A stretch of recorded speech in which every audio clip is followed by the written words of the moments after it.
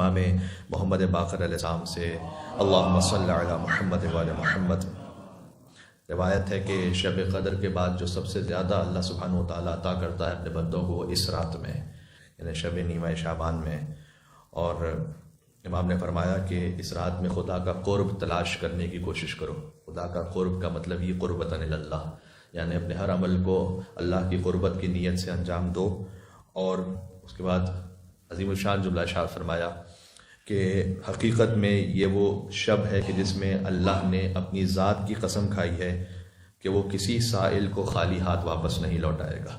اللہ نے خود اپنی عزت کی قسم کھا لی ہے، سوائے اس کے کہ کوئی معصیت کا سوال کرے۔ یہ خود امام نے فرمایا آگے کہ اگر کوئی ایسا سوال کرے کہ خود جو سوال جائز نہیں ہے، کسی حرام شے کے بارے میں، حرام نوکری کے بارے میں، کسی حرام تعلق کے بارے میں، تو اللہ سے معصیت کے علاوہ جو کچھ مانگے گا اللہ سبحانہ و تعالیٰ نے اپنی عزت کی قسم کھائی ہے کہ کسی سائل کو خالی ہاتھ واپس نہیں لوٹائے گا۔ بڑا بلیغ جملہ ہے یہ۔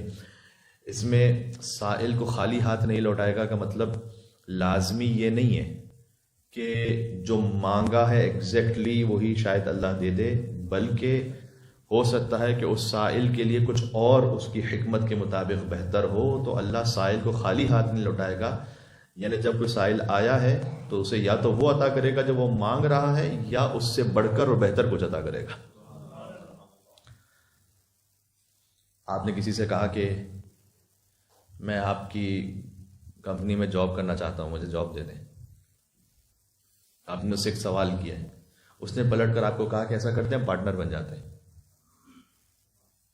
تو اس نے آپ کے سوال کو رد نہیں کیا، وہ نہیں دیا کہ جو آپ کہہ رہے تھے، بلکہ اس سے بڑھ کے دیا۔ تو اگر کچھ اللہ سبحانہ و تعالیٰ سے آپ نے اس شب میں مانگا تو یا تو وہ عطا کرے گا جو آپ مانگ رہے ہیں، یا اس سے کچھ اور وہ بڑھ کر عطا کرے گا کہ جو آپ نہیں سوچ رہے ہیں، اور وہ اللہ عطا کر دے گا۔ لیکن اللہ نے اپنی عزت کی قسم کھائی کہ سائل خالی ہاتھ نہیں جائے گا۔ اور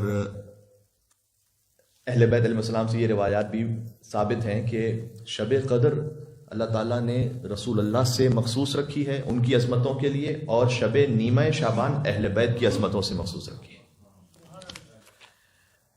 تو آج کی رات کے چند اعمال ہیں، ان میں سے ایک ہے غسل کرنا، جو گناہوں کی کمی کا سبب ہے۔ البتہ اس کے بعد اگر آپ نماز پڑھنا چاہیں تو آپ وضو کر لیجئے گا، غسل رجا کی نیت سے کریں، رجا مطلوبیت، اس امید پر کہ اللہ سبحانہ و تعالیٰ اس پر اجر عطا کرے گا۔ دوسرا عمل رات بھر جاگنا۔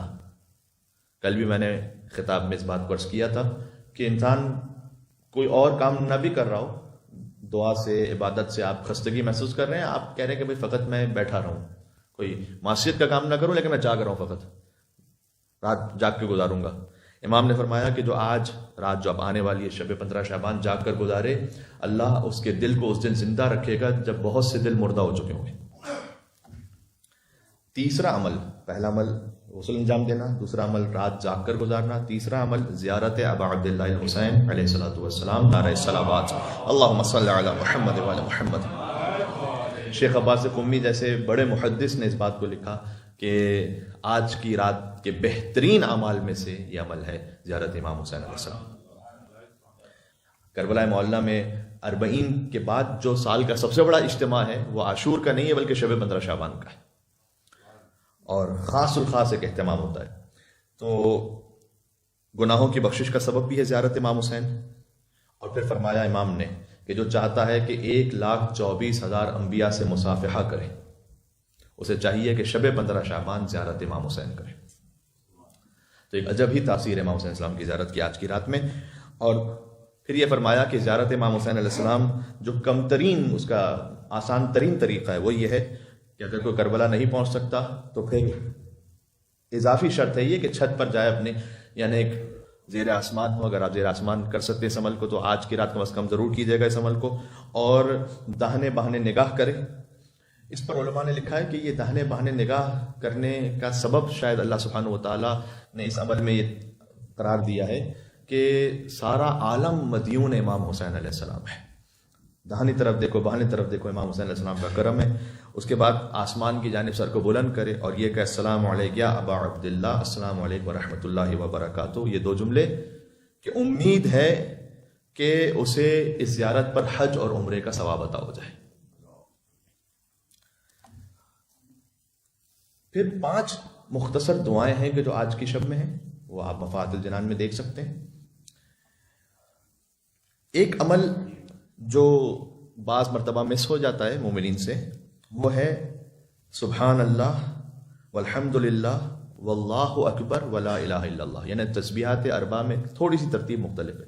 سبحان اللہ والحمد للہ تو وہی ہے، پھر ہم پڑھتے ہیں معمولاً سبحان اللہ والحمد للہ ولا الہ الا اللہ واللہ اکبر، اس میں ایک ترتیب مختلف ہے، جو تھرڈ ہے وہ فورتھ ہو جاتا ہے اور فورتھ ہے وہ تھرڈ ہے۔